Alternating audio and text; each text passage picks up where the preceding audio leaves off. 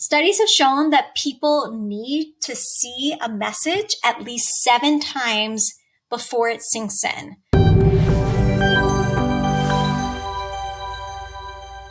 Hi there, my name is Maura Vella, and today I'm here to share with you 7 effective ways to take a new client into a paying member.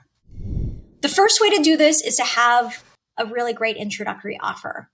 Your introductory offer provides a prospect more than one chance to test drive your studio, and it really is to offer them that opportunity to see if it's a good fit. Exercise-wise, vibe-wise, community-wise, offerings-wise, all of the different options that make your studio unique and what keeps your community thriving. Let's see if we can drive a prospect and keep them coming. It's also important to know that you're not going to be a slam dunk for everybody, and that's okay.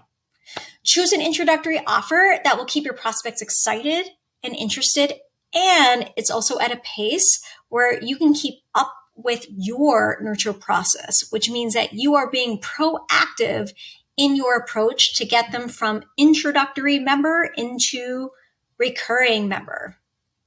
Personally, I like having a 10 to 20 day introductory offer because it's right at the peak of their interest, and yet it's also enough time for either yourself or your team to keep them engaged with that journey. The second way to take a new employee or a new client rather into a paying member is to understand how you want to create this perfect journey. Communicate often in as many ways as possible because we're not a one size fits all. This isn't always a cookie cutter approach to speak to each person the same way. We all hear things differently. Things resonate with us differently. So just keep that in mind that whether it's face-to-face, text, phone call, email, automated email, personal email, all of these different approaches are wonderful. And I encourage you to incorporate them all and speak to each prospect in the way that they like to be heard and spoken to. Now, studies have shown that people need to see a message at least 7 times before it sinks in. So keep this in mind when you say, oh my gosh, I can't send out all of these automated emails or text or call them. I don't want to annoy them. Just know that it takes time.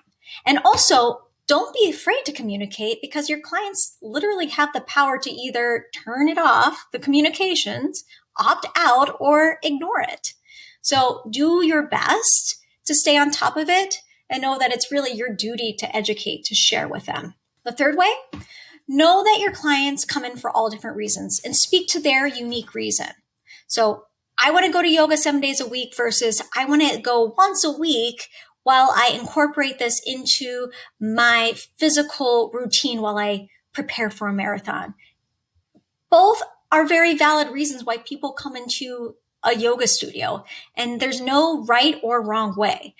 So I invite you to ask them why they came in to try you out in the first place. This really gets that conversation going and has them speaking about themselves. This is what is really going to keep them coming in because you're showing interested in their why, not your agenda for why they should be coming into your studio. And especially if they're enjoying your experience, their experience, just keep them coming in, whatever their why is. Now, one of my favorite tools to give them an option to explain their why is to fill out a survey in which they literally define their why behind wanting to come into your studio. In order to do this, ask them the right questions for them to define how often and in which classes they really want to take and what their goals are and what triggers might even derail them from achieving their success. The fourth way, follow up with them after their first class. What did they enjoy the most? What else can you do to ensure that they get the best experience and use out of their trial with you? Guide them, shepherd them into their personal choose your own adventure. Act as their concierge. Keep them engaged and know that they aren't just a number. You really do care about what their unique and individual goals are so that they can maximize their time with you in your studio. The fifth way, systemize this process so you're not recreating the wheel every time. Systems don't always have to equate to automations. And I want you to Understand the difference between the two. Systems create the guardrails, the tools, the boundaries so that you don't have to recreate this wheel every time.